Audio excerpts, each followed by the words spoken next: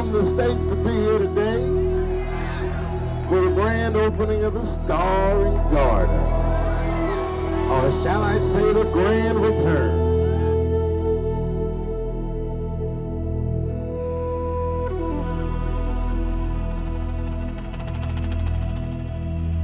So in a space that was so like, not just like the music was being played that I was connected to, but like the representation and how I felt in a certain space. I've been to Jamaica, but like obviously a place that I've never like grew up in, I somehow felt so like in proximity to it. Mr. Damian!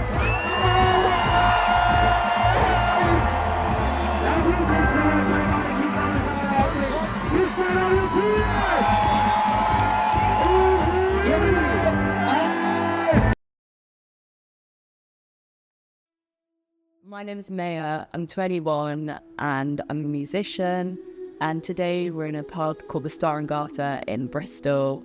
I came here with all my friends and we were out drinking like in like the pub bit, and there was also an event going on, and like what was interesting about the event is that the representation of DJs was very much rooted in like Caribbean culture, and like I found myself or found people that looked like me DJing the music that I wanted to hear, which was like a plethora of genres, like it wasn't even like restricted at all.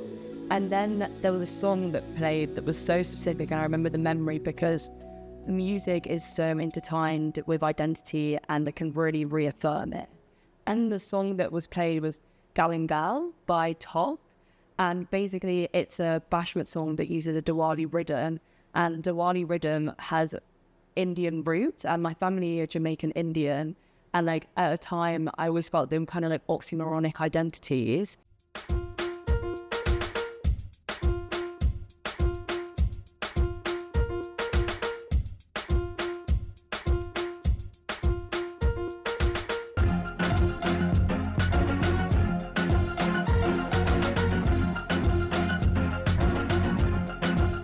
For my dissertation, I did a lot about like music, and it's musicology and like what it does to the body, and music in itself is like a potent form of ideology, and especially like dub music is called that as well by Paul Sullivan in one of his books, and I genuinely really understood what that meant, whether it was dub music or whether it was just like the sheer amount of genres that were being played. But that one specific song, I just like had like a bodily reaction where I was just like, I've never heard a song like this at all, but it feels so like close to me, and now I play it every single day. And at Carnival, I'm always doing a carnival. When I go to like Notting Hill Carnival or Bristol Carnival, I'm always doing like a photo dump with the song, so I can I can feel closer. I grew up in a really also like really white dominated small town, so to like move to Bristol, I felt so, and like was in a certain areas, so don't get me wrong, I feel like Bristol can be like that too. When I was in certain areas, it made me feel seen in a way that I don't think I've been seen before. And I feel like another space in Bristol that does that really well is a Love In. And like I've always felt so like part of a community there. But Star and Garter is so specific in the way that I felt part of a Caribbean community that was like very much authentic, welcoming, and really like inviting in a way that I don't think a lot of other spaces can convey because of the lack of representation that they have running there. So like I feel like I can only be in spaces right that are rich with culture if I do see the representation there, because there's always something in the back of my head that feels quite like not authentic, or I think there's a fine line between appreciation and appropriation, and I just feel like some spaces I think play too closely to those lines, and it's always made me feel a bit uncomfortable. So when like I found this space, I was like,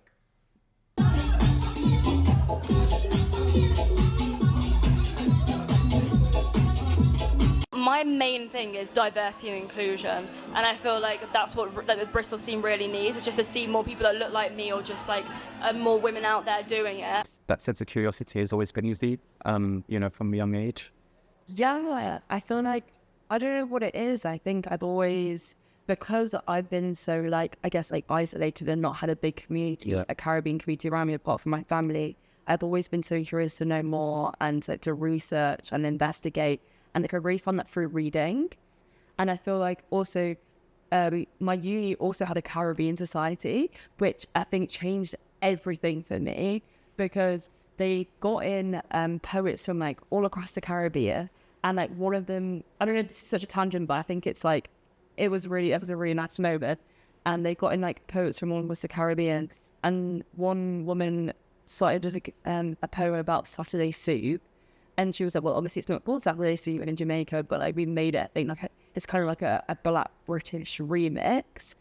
And she read this poem, and I cried. Like, it produced like a physical reaction, because I was like, I literally turned to my friend and I was like, I've never felt so close to a place that I've not even come from, but like I felt so at home. But, like, even like in through the words that she was saying, I was like, I feel like I was there. Like, I feel like I've experienced this just in a different way.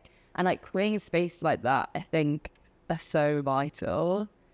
But I think social media has been really important on a scale for me to connect with people who are like myself, from me explaining my story and being like, this is what my family did, or this is where my family's from, and then people being like, oh, same. Like, I remember I released a song and it was like, I spoke about my Jamaican Indian heritage, and there was like one girl that commented, she was like, oh, Jamaican Indians, we're and I was like, wait, I've never met someone who has the same identity. And then we started chatting, like, and that was from TikTok. So it's like, I feel like it's so important for like the current generation to connect with their like present community on there.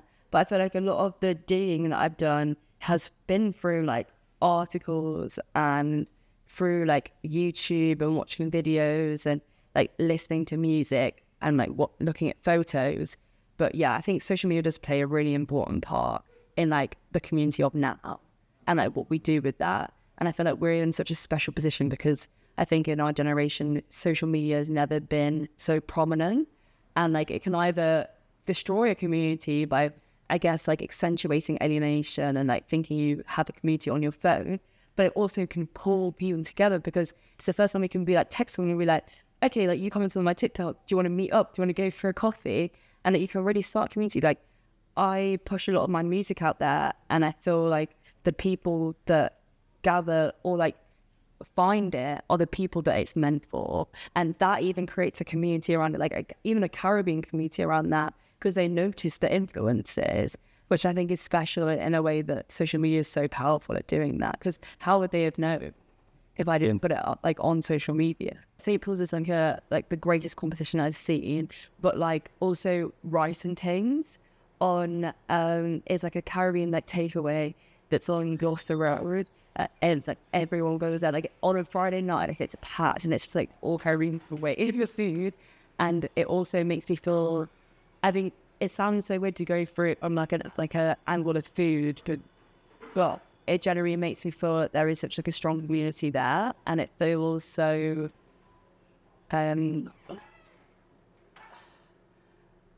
guess that it felt like a real away from home, in the same way of like how like, my family would cook in the kitchen and like everyone would be waiting around. Like, it's such like a small area as well, so like you can't really avoid not like having a chat to someone. Or like I've seen like some of my friends, like my other Caribbean friends there, and we've like had conversations, but it just feels like they're all like widgets of spaces in Bristol that like are so like enclosed and like quite intimate, but you would never suspect that they have such like a strong Caribbean community there. And I feel like even the Star and Garter, I feel like all of the events that they do around even the Star and Garter in the park, and like the barbecues that they do, like, and they did it was like a summer like festival, and it was so insane to see the level of community that even just one pub can like gather.